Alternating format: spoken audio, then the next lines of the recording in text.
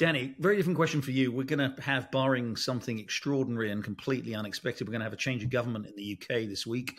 By the weekend, Sir Keir Starmer will be Prime Minister at the head of a new Labour government. And then we're going to have, obviously, the US-UK relationship has always been very important, obviously more important for the UK than it is for the US. How is that relationship going to, how are they going to handle that relationship? First of all, they're going to have Biden, or, kind of what may be left of the Biden administration for the next few months, and then possibly Trump back in the White House. How do you see, especially Britain being outside the EU, Starmer's obviously going to look for, closer accommodation with the EU. How does this new Labour government handle the prospect of a second Trump administration? It's going to be very hard for them. The two things you have to understand about Keir Starmer are this. First, his whole life he has been quite left-wing. I mean, really, in American terms, very left-wing, really. And always, on every big issue to the left of me, on issues of security and defence and human rights and striking, all those things. But the second thing you need to know about him is he is a very considered, rational person and quite pragmatic. And that's why during his leadership, he's moved much closer towards the centre. He would definitely want to be seen as robust on defence issues, but not just for electoral reasons, but also because as he is asked to actually do things, he begins to think about them and slightly repents of his earlier positions on them. This means that I think he'll constantly be faced with two things. First, Trump will do things that will completely horrify him and all of his allies and say things that he cannot stand behind. And that will be his first instinct. And the second thing will be he'll think rationally and pragmatically. Britain is dependent on the United States and in its security relationships and in terms of its weaponry and in terms of what it wants to do in the international community.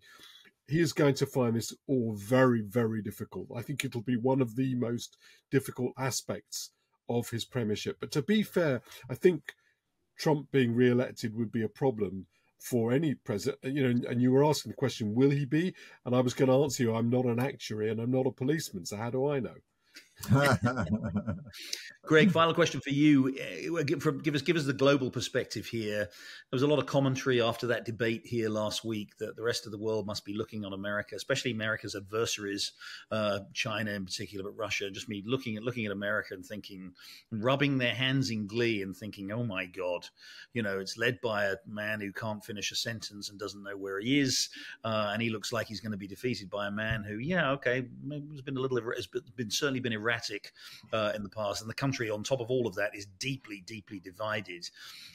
Is this election just confirming the views of a lot of people in the rest of the world that America is in a sort of, not in decline, then certainly in a deep, deep, deep funk right now? And is that an opportunity for America's adversaries, do you think? Well, yes, it is. But, Jerry, I'd say my international outlook is really conditioned by Asia. And for Asia, two things are important about the Americans: trade policy and military policy. Trade policy is equally terrible under Biden or Trump. So neither of them offer anything good there. The repudiation of the Trans-Pacific Partnership and so on was a really dumb act of self-harm by the Americans. But nobody really likes the instability that Trump brings. But on the other hand, Biden is universally regarded as a weak president. The argument in favour of him on foreign policy is that he allows the American system to operate, and the American system remains very powerful and very competent. But the single most important American institution for Asia is the American military. And the military is always stronger under a Republican president, and it was stronger under Trump than it has been under Biden. I mean, I wish Americans would stop appointing land army generals to the defense secretary's job when the challenge overwhelmingly is a maritime challenge posed by China. But as I said to you before, overall, Trump disconcerted Asia when he talked about, was the South Korean alliance worth having, and he had his weird love affair with Kim Jong-un and so on. So, I mean, I feel about Trump the same as you, Jerry. I mean, I certainly wouldn't let him babysit my grandkids or anything like that. But nonetheless, He'll deliver a bigger military. He'll deliver a more robust America. He scares America's enemies. He also scares America's friends. But, you know, one thing Asian wants, and Australia is very much an East Asian, Orthodox East Asian nation in this respect, is we want a powerful America.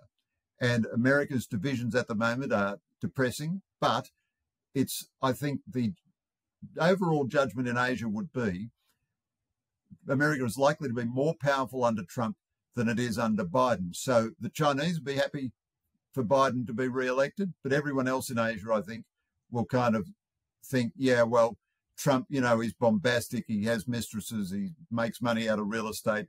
How astonishingly unusual that would be in Asia. And, you know, they'll say, okay, well, we can. It's almost a prerequisite for a high office in Asia, isn't it? Yeah, and, you know, final sort of one second anecdote. I was on a writers panel at the Jaipur Writers Festival with a New York Times guy and an Indian. And the New York Times guy wanted the Indian and me to join the American Civil War. Whereas our response was, no, he's the president of America. This was when Trump was president.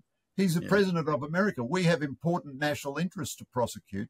And actually, from our point of view, he's not too bad. We like his attitude on China. We like his attitude on Pakistan. We like the fact that he's got a big military. And bilaterally, both for India and for Australia, he did a lot of good things. So I think there'll be less moral panic in Asia about Trump. And generally speaking, a feeling that America would be stronger, and Trump indeed might be calmer and more sensible in the second term than he was in the first.